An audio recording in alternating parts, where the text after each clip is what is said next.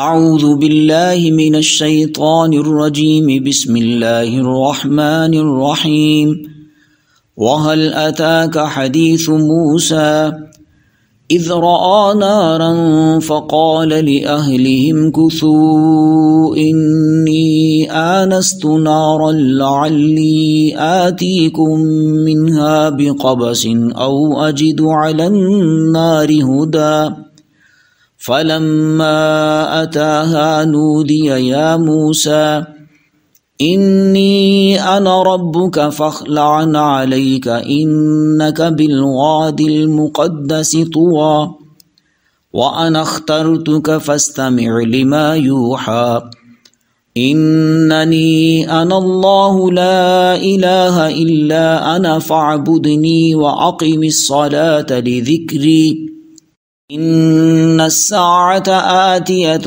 أَكَادُ أُخْفِيهَا لِتُجْزَىٰ كُلُّ نَفْسٍ بِمَا تَسْعَىٰ فَلَا يَصُدَّنَّكَ عَنْهَا مَن لَّا يُؤْمِنُ بِهَا وَاتَّبَعَ هَوَاهُ فَتَرْضَىٰ صدق اللہ العظیم۔ کیا آپ کے پاس موسیٰ علیہ السلام کی خبر پہنچی ہے؟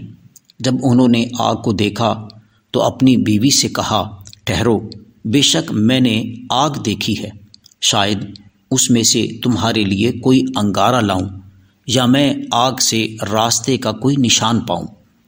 جب وہ آگ کے پاس پہنچے تو انہیں پکارا گیا، اے موسیٰ، بے شک میں ہی تمہارا رب ہوں، سو آپ اپنے جوتے اتار دیجئے، بے شک آپ مقدس میدان طویٰ میں ہیں اور میں نے آپ کو اپنی رسالت کے لیے چن لیا ہے، پس جو وحی کی جائے اس کو بغور سنیے، بے شک میں ہی اللہ ہوں، میرے سوا کوئی عبادت کا حقدار نہیں، تو آپ میری عبادت کیجئے اور میری یاد کے لیے نماز قائم کیجئے، بے شک قیامت آنے والی ہے جس کو میں مخفی رکھنا چاہتا ہوں تاکہ ہر شخص کو اس کی کوشش کا صلہ دیا جائے جو وہ کرتا ہے، پس آپ کو قیامت کے ماننے سے کوئی ایسا شخص نہ روک دے جو اس پر ایمان نہ رکھتا ہو اور وہ اپنی خواہش کی پیروی کرتا ہو، ورنہ آپ ہلاک ہو جائیں گے۔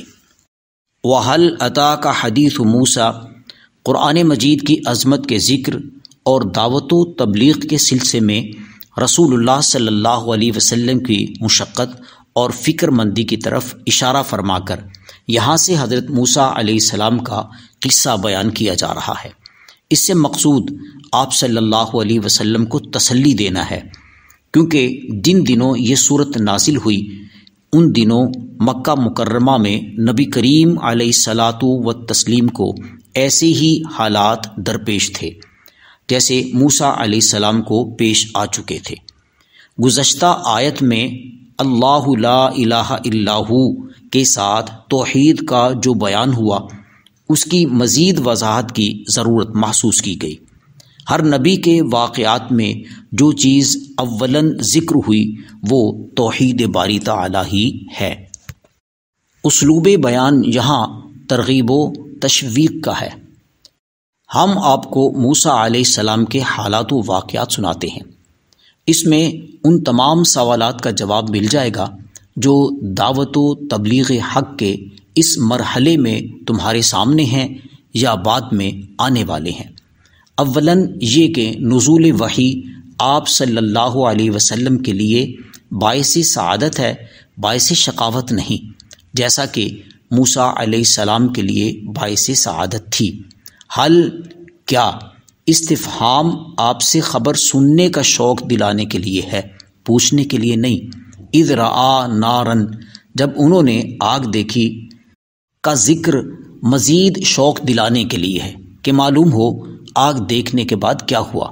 یہ اس وقت کا واقعہ ہے جب آپ حضرت شعیب علیہ السلام کے پاس 10 سال مدین میں گزارنے کے بعد اپنے اہل و عیال کے ساتھ مصر تشریف لا رہے تھے۔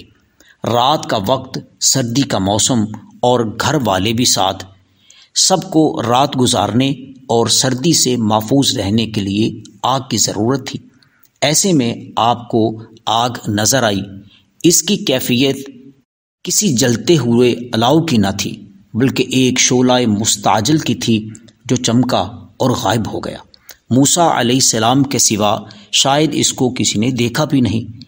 آپ نے فرمایا میں تمہارے لیے اس سے کوئی لکڑی یا سرکنڈا لاتا ہوں، یا کچھ لوگ وہاں ہوئے تو ان سے راستہ معلوم کر لوں گا تاکہ ہمارا سفر جاری رہ سکے۔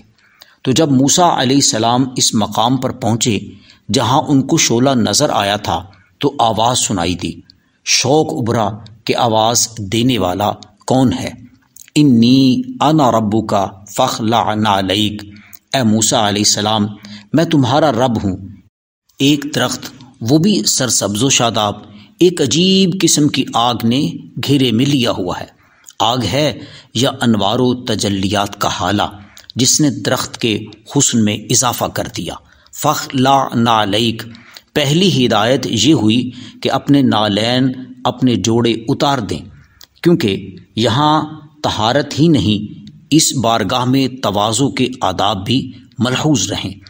وجہ یہ کہ تم اس مقدس وادی میں ہو، یوں تو زمین کے کسی حصے کو کسی دوسرے حصے پر کوئی فضیلت و شرف نہیں، مگر یہ کہ کسی جگہ کو اللہ تعالیٰ کے ساتھ خاص نسبت ہو جائے، اس کو یہ شرف و سعادت حاصل ہوئی کہ یہاں اللہ تعالیٰ نے موسیٰ علیہ السلام کو اپنی تجلی اور کلام سے نوازا۔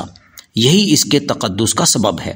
جس کلام سے آپ کو نوازا جا رہا ہے اسے توجہ اور اہتمام سے سنیے، کیونکہ میں نے تمہیں اپنے کار خاص فریضہ نبوت و رسالت کے لیے منتخب کیا ہے۔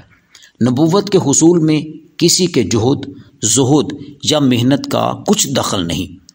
تو موسیٰ علیہ السلام نے ہاتھ باندھ لیے، نگاہیں نیچی کر لیں، کان پوری طرح متوجہ، دل و دماغ حاضر اور اعضاء پرسکون۔ جو کچھ سنا اس پر عمل کرنے کے عزم سے کلیم اللہ اپنے اللہ کا پیغام حق سماعت فرما رہے ہیں۔ حکم ہوا میں تمہارا معبود برحق ہوں۔ یہی عقیدہ مرکز دین ہے۔ ہر نبی کو سب سے پہلے توحید ہی کی تعلیم دی گئی، اور ہر نبی نے سب سے پہلے شرک ہی کے خلاف جہاد کیا۔ دوسرا حکم ہوا فاعبدنی، میری عبادت و بندگی کرو۔ عبادت و بندگی فقط اللہ تعالیٰ ہی کے لیے ہے، اور یہ حق بلا شرکت غیر اسے حاصل ہے۔ جب وہ معبود ہے تو لازم ہے کہ اسی کی عبادت و بندگی کی جائے۔ تیسرا حکم اقامت نماز کا ہوا۔ نماز انفرادی ہو یا اجتماعی، اللہ تعالیٰ کے ذکر اور یاد کا بہت بڑا ذریعہ ہے، اور اس کا سب سے اعلیٰ اور سب سے مؤثر مظہر بھی۔ نماز ہی کے ذریعے بندہ اپنے عہد بندگی کو یاد کرتا ہے جو اس کے رب نے اس سے لیا ہے۔ اگر فرد یا امت نماز کو ضائع کر دے تو کوئی خیر یا بھلائی اسے حاصل نہ ہوگی۔ جو رب کو بھول گیا اس کا سب کچھ لٹ گیا۔ نماز کا مقصد اللہ تعالیٰ کی بارگاہ میں عاجزی کرتے ہوئے اسے یاد کرنا ہے۔ مخلصین کا طریقہ ہے کہ وہ اپنے رب کو یاد کرتے ہیں، اس کی رضا پوری کرنے کی فکر میں رہتے ہیں۔ نماز تمام عبادات سے افضل عبادت ہے، کیونکہ اس میں قیام، رکوع اور سجدہ ہے جو اللہ تعالیٰ کے سامنے انتہائی ادب اور تذلل پر دلالت کرتے ہیں۔ نماز کا اس لیے بھی حکم ہوا کہ جب تم میری یاد کرو گے تو میں تمہیں یاد کروں گا۔ گویا نماز اپنے پروردگار کے ساتھ کبھی نہ ختم ہونے والا تعلق قائم کرنے کا ایک ذریعہ ہے، اور اس سے بندہ اپنے رب کی نافرمانی سے بھی بچ جاتا ہے۔ ان الساعۃ آتیۃ، توحید، عبادت اور نماز کی تاکید کے بعد ایمان کے ایک اور بنیادی رکن قیامت کے یقینی ہونے کا ذکر فرمایا، تاکہ ہر شخص کو اس کی سعی اور کوشش کی جزا دی جائے۔ قیامت کا یقین ہی ایسی چیز ہے جو بندے کو اپنے خالق و مالک اور معبود حقیقی کی عبادت اور اس کی اطاعت پر آمادہ کرتا ہے، ورنہ باز پرس اور اللہ تعالیٰ کے سامنے پیش ہونے کا تصور نہ ہو تو جائز و ناجائز کی تمیز کون کرتا ہے؟ اللہ تعالیٰ نے قیامت اور موت کا وقت مخفی رکھا ہے۔ اگر ان کا اظہار کر دیا جاتا تو انسان معصیت پر دلیر ہو جاتا۔ قیامت قائم کرنے کا مقصد یہ ہے کہ ہر ایک کو اس کے نیک اور بد اعمال کا بدلہ دیا جائے۔ دنیا میں اگرچہ نیک و بد اکٹھے رہتے ہیں، مگر آخرت میں گناہ گاروں کو اپنے بد اعمال کا عذاب سہنا پڑے گا، اور اہل ایمان اللہ تعالیٰ کے انعام و اکرام سے اپنی آنکھوں کو ٹھنڈا کریں گے۔ اگر کسی نے یہ زندگی اپنی خواہشات کی پیروی میں بسر کی اور آخرت سے غافل رہا، اس نے اپنا ہی نقصان کیا۔ ایسا فقط وہی کرے گا جسے قیامت کے قائم ہونے کا یقین نہیں۔ ایسے لوگ خود بھی یاد الہی اور نماز سے غافل ہوتے ہیں اور دوسروں کو بھی غفلت میں مبتلا کرنے کا ذریعہ ہوتے ہیں۔ لہٰذا ایسے لوگوں سے دوستی آخرت کے خسارے کا سبب ہے۔ اس روز فرط ندامت سے اپنے ہاتھوں کو کاٹے گا اور کہے گا، اے کاش میں نے رسول مکرم کی معیت میں نجات کا راستہ اختیار کیا ہوتا، کاش میں نے فلاں کو اپنا دوست نہ بنایا ہوتا۔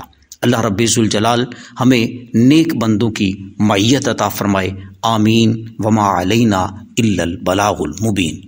This program is the sole property of Pakistan Broadcasting Corporation, Islamabad. Piracy in this regard is illegal.